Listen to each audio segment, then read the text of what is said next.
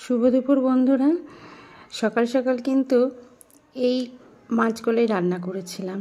হ্যাঁ, এতগুলো রান্না করিনি, তবে এর থেকে দেখো না, 4টে ছোট ছোট বাটা মাছ নিয়ে আমি একটু ঝোল করেছিলাম। মাছগুলো দেখেছো এখনই পেটে ডিম হয়ে গেছে। এইগুলোকে আরেকটি রেসিপি করব, মানে আরেকটা পদে রান্না করতে হবে। তবে এই ছোটো মাছগুলো একটু অন্যভাবে রান্না করতে হবে। সকাল সকাল যেহেতু তাড়াহুড়ো থাকে, তাই 4টে বাটা মাছ নিয়ে রান্না করতে চলে এলাম। কিছুই রান্না হবে না সকালবেলায়। ছেলের জন্য একটু রুই মাছ নিয়েছিলাম, তার তেল ছিল, সেটাকে পরিষ্কার করে নিয়েছি। আর এদিকে বাটা মাছ ছোটো কড়াইতে 4টে বাটা মাছ ভাজতে দিয়েছি। একটু মাছগুলো ভেজে নিয়ে একটু কড়া করেই ভাজবো।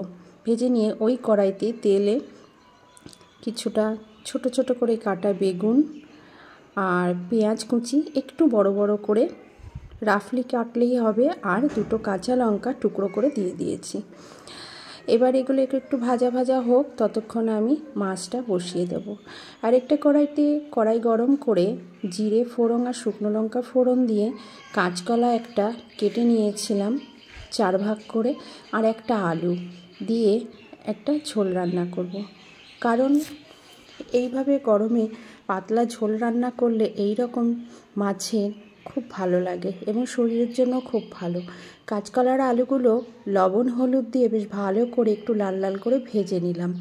ব্যাস, 2টো কাঁচা লঙ্কা চিড়ে দিয়ে দিলাম।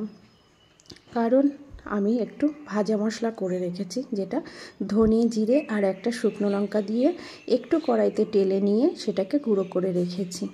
যাই হোক, এগুলো ভাজা হয়ে গেছে। এবার পরিমাণ মতো লবণ আর হলুদ যেটা দিয়েছি আর দেওয়া লাগবে না, তাই পরিমাণ মতো জল দিয়ে দিলাম।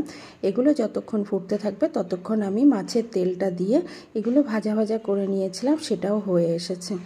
যাই হোক, এদিকে এটাও হয়ে গেছে, আবার এদিকে আলু কাঁচকলা দিয়ে বাটা মাছের ঝোল হয়ে গেছে, আর সেই গুঁড়ো মশলাটাও আমি দিয়েছি। আমি আজকে এখানে কোনো আদা বাটাও ব্যবহার করিনি। এইভাবে তাড়াতাড়ি মাছের ঝোল রান্না করলে খেতে কিন্তু খারাপ হয় না। একবার তোমরা ট্রাই করে দেখতে পারো। আজকে এই ছোট্ট একটা ব্লগ তোমাদের সাথে শেয়ার করলাম।